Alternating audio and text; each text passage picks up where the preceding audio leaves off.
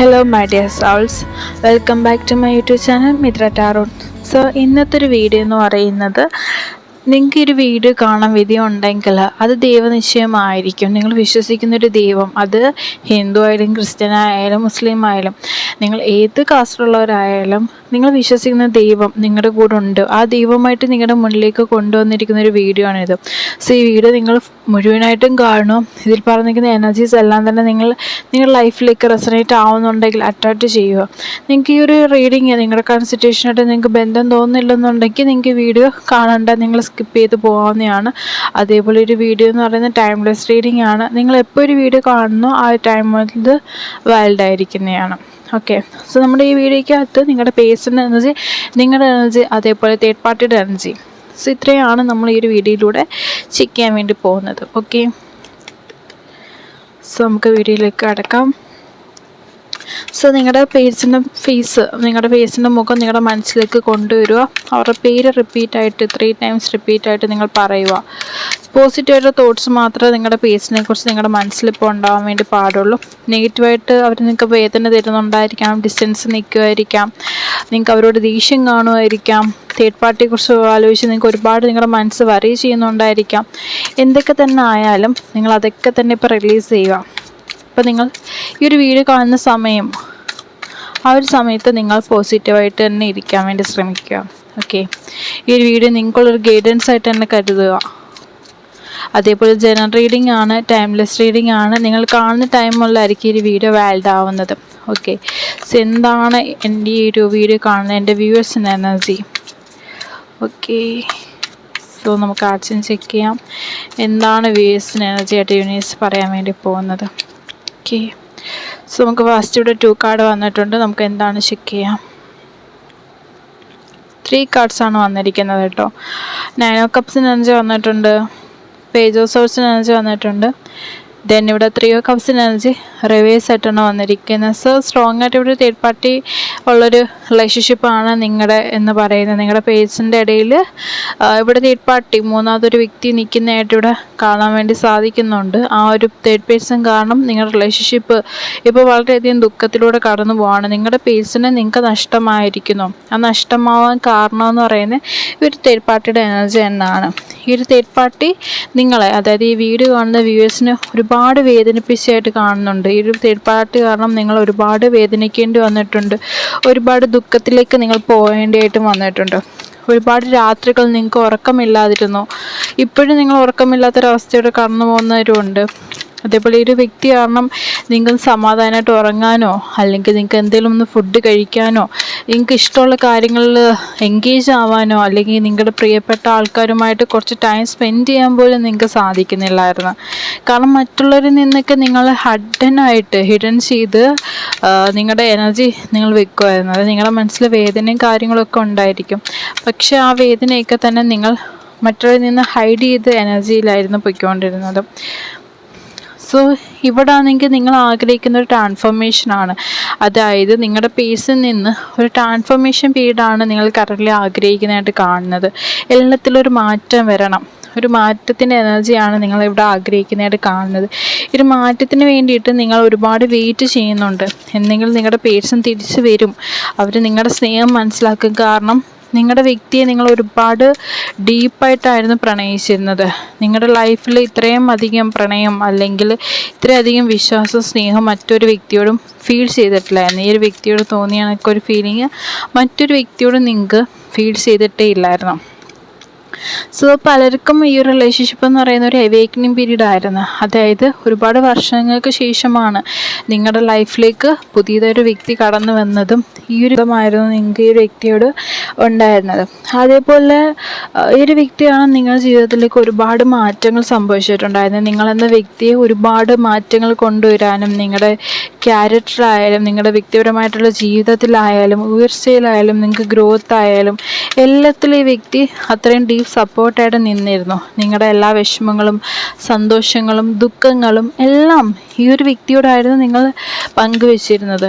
ഈ വ്യക്തി ഇല്ലാത്തൊരു ദിവസം, ഒരു ദിവസം പോലും നിങ്ങളെ വ്യക്തിക്ക് ഒരു മെസ്സേജോ കോളോ ചെയ്യാതിരിക്കത്തില്ല. അല്ലെങ്കിൽ ആ വ്യക്തിയായാലും നിങ്ങളെ എന്നും ഡെയിലി കോണ്ടാക്ട് ചെയ്തുകൊണ്ടിരിക്കും. കാരണം നിങ്ങൾ അത്രയധികം ഡീപ്പായിട്ട് നിങ്ങൾ രണ്ട് വ്യക്തികളും സ്നേഹിക്കുന്നുണ്ടായിരുന്നു. നിങ്ങളുടെ സോൾമേറ്റ് അല്ലെങ്കിൽ ഒരു ട്വിൻ ഫ്ലെയിം ആയിട്ടായിരുന്നു നിങ്ങൾക്ക് ഈ ഒരു വ്യക്തിയെ നിങ്ങൾക്ക് മനസ്സിലുണ്ടായിരുന്നത്. അത്രയും ആഴത്തിലായിരുന്നു നിങ്ങളൊരു വ്യക്തിയെ പ്രണയിച്ചതായിട്ട് ഇവിടെ കാർഡ്സിൽ നിന്നൊരു എനർജി ആയിട്ട് വരികയും ചെയ്യുന്നത്. സോ നിങ്ങളുടെ സ്നേഹം ഒരു അന്ധമായ സ്നേഹമായിരുന്നു നിങ്ങൾക്ക് ഈ ഒരു വ്യക്തിക്ക് നൽകിക്കൊണ്ടിരുന്നത്. അത്രയും ഡീപ്പായിട്ട് ഈ ഒരു വ്യക്തിയെ നിങ്ങൾ സ്നേഹിച്ചതായിട്ട് ഇവിടെ ഗാർഡ്സിൽ നിന്ന് പോലും ഇൻഡിക്കേറ്റ് ചെയ്യുന്നുണ്ട്. നിങ്ങൾ വളരെയധികം സ്ട്രെസ്ഫുള്ളായിട്ട് സിറ്റുവേഷനിലൊക്കെ ഇരിക്കും. ആൻസൈറ്റി, സ്ട്രെസ്സ്, അങ്ങനെ നിങ്ങൾക്ക് അത്രയും വേദന ഇരിക്കുന്ന സമയത്ത് ഈ ഒരു വ്യക്തിയെടുത്തേക്ക് നിങ്ങൾ ചെല്ലും. അതായത് ഈ ഒരു വ്യക്തിയിൽ നിന്നുള്ളൊരു കോളോ മെസ്സേജിന് വേണ്ടിയിട്ട് ഈ ഒരു വ്യക്തിയിലേക്ക് നിങ്ങൾ ചെല്ലും. അവരുടെ കുറച്ച് നേരം സംസാരിക്കപ്പം, അല്ലെങ്കിൽ നിങ്ങളുടെ സൗൾ അവരുമായിട്ട് കുറച്ച് നേരം മിങ്കിൾ ചെയ്യുമ്പോൾ, കുറച്ച് ടൈം അവരുമായിട്ട് സ്പെൻഡ് ചെയ്യുന്ന സമയത്ത് നിങ്ങൾക്ക് വളരെയധികം സന്തോഷമാണ് ഫീൽ ചെയ്യുന്നത്. നിങ്ങളുടെ മനസ്സിലുണ്ടായ സ്ട്രെസ്സും ആൻസൈറ്റിയും എല്ലാം ഈ വ്യക്തിയോട് സംസാരിച്ച് കഴിയുമ്പോഴേക്കും എങ്ങോട്ടാണെന്നറിയില്ല, അത് നിങ്ങളുടെ മനസ്സിൽ നിന്ന് തന്നെ റിലീസായി പോവുകയാണ്. അത്രയും ഒരു ഡീപ്പായിട്ടൊരു ബോണ്ടായിരുന്നു നിങ്ങളും നിങ്ങളുടെ പേഴ്സണായിട്ട് ഇവിടെ പങ്കുവെച്ചായിട്ട് കാണുന്നത്. അതേപോലെ തന്നെ ഇവിടെ നിങ്ങൾ വിചാരിക്കുന്ന കണക്കൊരു മാറ്റം വന്നിട്ടില്ല. ഈ ഒരു വ്യക്തിക്ക് വേണ്ടിയിട്ട് നിങ്ങൾ ഒരുപാട് കാര്യങ്ങൾ ചെയ്തിട്ടുണ്ട്. ഒരുപാട് പൂജകൾ, മന്ത്രങ്ങൾ, അങ്ങനെ മാനിഫെസ്റ്റേഷനായിട്ടുള്ള, സ്പിരിച്വലായിട്ടുള്ള, അങ്ങനെ ഒരുപാട് കാര്യങ്ങൾ ഈ ഒരു വ്യക്തിക്ക് വേണ്ടിയിട്ട് നിങ്ങൾ ചെയ്തിട്ടുണ്ടായിരുന്നു. പക്ഷെ എന്തൊക്കെ ചെയ്തിട്ടും ഇതിൽ യാതൊരു മാറ്റവും സംഭവിച്ചില്ല, യാതൊരു മാറ്റവും കൊണ്ടുവന്നില്ല എന്നൊരു എനർജിയിലേക്കായിരുന്നു ഈ ഒരു ബന്ധം മുന്നോട്ട് പോയിക്കൊണ്ടിരുന്നത്. അതേപോലെ തന്നെ ഈ ഒരു തേർഡ് പാർട്ടി ആണെങ്കിൽ നിങ്ങളുടെ പേഴ്സണിനെ ഇവിടെ അവർ പല വാഗ്ദാനങ്ങളും കൊടുത്ത് അവരിലേക്ക് അടുപ്പിച്ചായിട്ടാണ് കാണുന്നത്. അതായത് അവർ ഇല്ലാത്ത സ്നേഹം, അതായത് തേർഡ് പേഴ്സണായിട്ട് നിൽക്കുന്ന ആ ഒരു വ്യക്തിക്ക് നിങ്ങളുടെ പേഴ്സണോട്, നിങ്ങളുടെ പാർട്ട്ണറിനോട് ജെന്യുവനായിട്ടൊരു ഫീലിങ്ങോ ആത്മാർത്ഥമായിട്ട് സ്നേഹമോ ഉണ്ടായിരുന്നില്ല. അവരുടെ സ്വന്തം താല്പര്യങ്ങൾക്ക് വേണ്ടിയിട്ട്, മെയിനായിട്ട് നിങ്ങളുടെ പേഴ്സൺ കുറച്ച് റിച്ച് ആയിട്ടുള്ള പേഴ്സണാണ്. അവരൊരു മണി ഓറിയൻറ്റഡ് ആയിട്ടായിരുന്നു നിങ്ങളുടെ പേഴ്സണോട് നിന്നത്. നിങ്ങളുടെ പേഴ്സൻ്റെ പണം കണ്ടിട്ടും, അതേപോലെ നിങ്ങളുടെ പേഴ്സണ് റിച്ച് ആയിട്ടുണ്ട്, അവർക്ക് കുറച്ച് ഫിനാൻഷ്യലായിട്ട് ബെനിഫിറ്റ് വേണമായിരുന്നു. ആ ഒരു ഫിനാൻഷ്യലായിട്ട് ബെനിഫിറ്റിന് വേണ്ടിയിട്ടാണ് ഈ ഒരു നിങ്ങളുടെ പേഴ്സൺ ഈ ഒരു തേർഡ് പാർട്ടിയോട് നിൽക്കുന്നതായിട്ട് കാണുകയും ചെയ്യുന്നത്. സോ ഈ ഒരു ഗീവ് ആൻഡ് ടേക്ക് എനർജി ആയിരുന്നു നിങ്ങളുടെ പേഴ്സണെ ഒരു തേർഡ് പാർട്ടി ആയിട്ടും, അതേപോലെ തേർഡ് പാർട്ടി ആയി നിൽക്കുന്ന ഒരു വ്യക്തി നിങ്ങളുടെ പേഴ്സണായിട്ട് പങ്കുവെച്ചായിട്ട് ഇവിടെ കാണാൻ വേണ്ടി സാധിക്കുകയും ചെയ്യുന്നത്. പക്ഷേ ഈ ഒരു സമയത്ത് അവർ റിയലൈസ് ചെയ്യുന്നുണ്ട് നിങ്ങളുടെ പേഴ്സൺ തേർഡ് പാർട്ടിയിലേക്ക് പോയത് അവർ ചെയ്ത ഏറ്റവും വലിയൊരു തെറ്റായിരുന്നു. അവരൊരിക്കലും ഒരു കാര്യം ചെയ്യാൻ വേണ്ടി പാടില്ലായിരുന്നു എന്നൊരു കാര്യത്തെക്കുറിച്ച് അവരിപ്പം മനസ്സിലാക്കുന്നുണ്ട്. അവർ ചെയ്തിട്ടുള്ള തെറ്റിൻ്റെ ആഴം, അത് എത്രത്തോളം വലിയൊരു തെറ്റായിരുന്നു എന്നുള്ളത് അവർ ഈ സമയത്ത് തിരിച്ചറിയുന്നുണ്ട്. കാരണം അവരൊട്ടും തന്നെ ഗ്രോത്ത് ഉണ്ടാവുന്നില്ല. അതായത് നിങ്ങളുടെ പാർട്ട്ണർക്ക് അവരുടെ ഫിനാൻസ് പരമായിട്ടോ കരിയറിലോ ഒന്നും തന്നെ അവർക്ക് യാതൊരു ഗ്രോത്തും ഉണ്ടാവുന്നില്ല. നിങ്ങൾ അവരെ സ്റ്റോക്ക് ചെയ്യുന്നുണ്ടായിരിക്കാം. സോഷ്യൽ മീഡിയാസിലും മറ്റു കാര്യങ്ങളിലൊക്കെ തന്നെ അവർ അപ്ഡേറ്റ്സ് അറിയാൻ ശ്രമിക്കുന്നുണ്ട്. അവരെക്കുറിച്ചുള്ള കാര്യങ്ങൾ അറിയാൻ വേണ്ടി നിങ്ങൾ നോക്കുമ്പോൾ അവർ വളരെ ഹാപ്പി ആയിട്ടാണ് എല്ലാം അവരുടെ പുതിയ ഫോട്ടോസ് ഇടുന്നു, തേർഡ് പേഴ്സണായിട്ട് യാത്ര ചെയ്യുന്നിടുന്നു, തേർഡ് പേഴ്സണായിട്ട് മീറ്റ് ചെയ്യുന്നത്, അങ്ങനെ എല്ലാ കാര്യങ്ങളും പോസ്റ്റ് ചെയ്യുന്നുണ്ട്, എല്ലാം നിങ്ങൾ അപ്ഡേറ്റ്സ് അറിയുകയും ചെയ്യുന്നുണ്ട്. പക്ഷേ അതൊക്കെ തന്നെ അവരൊരു ഹിഡൻ എനർജിയിലാണ്. അതായത് ആ ഒരു തേർഡ് പേഴ്സണായിട്ട് അവരത്ര ഡീപ്പ് ബോണ്ടെന്ന് മറ്റുള്ളവർ കാണിക്കാൻ വേണ്ടിയിട്ടാണ്. കാരണം ഒരു സമയത്ത് അവർ തമ്മിൽ നല്ലൊരു ആഴത്തിലുള്ള സ്നേഹവും കാര്യങ്ങളും പങ്കുവെച്ചിരുന്നു. അപ്പോൾ പെട്ടെന്നൊരു നിമിഷം നിങ്ങളുടെ വ്യക്തിയുടെ ജീവിതത്തിൽ നിന്ന് ഇതില്ലാതായിരിക്കുന്നു, അല്ലെങ്കിൽ തേർഡ് പേഴ്സൺ നെഗറ്റീവായിട്ട് നിൽക്കുന്നതെന്നും മറ്റുള്ളവരെ അറിയിക്കാൻ വേണ്ടിയിട്ട് അവർ താല്പര്യപ്പെടുന്നില്ല. ആ താല്പര്യപ്പെടാത്തതുകൊണ്ടാണ് ഈ ഒരു സമയത്ത് നിങ്ങളുടെ പേഴ്സൺ ഇത് കണക്ക് ഹിഡൻ ആയിട്ടുള്ള എനർജിയിൽ നിൽക്കുന്നതായിട്ട് ഇവിടെ കാണുകയും ചെയ്യുന്നത്. സോ നമുക്ക് സിറ്റുവേഷനിലേക്ക് കുറച്ച് ക്ലാരിഫിക്കേഷനോടെ നോക്കാം. Okay, so clarification card for the situation. എന്താണ് ഈ സിറ്റുവേഷനിലേക്കുള്ള ക്ലാരിഫിക്കേഷൻ കാർഡ്സ്?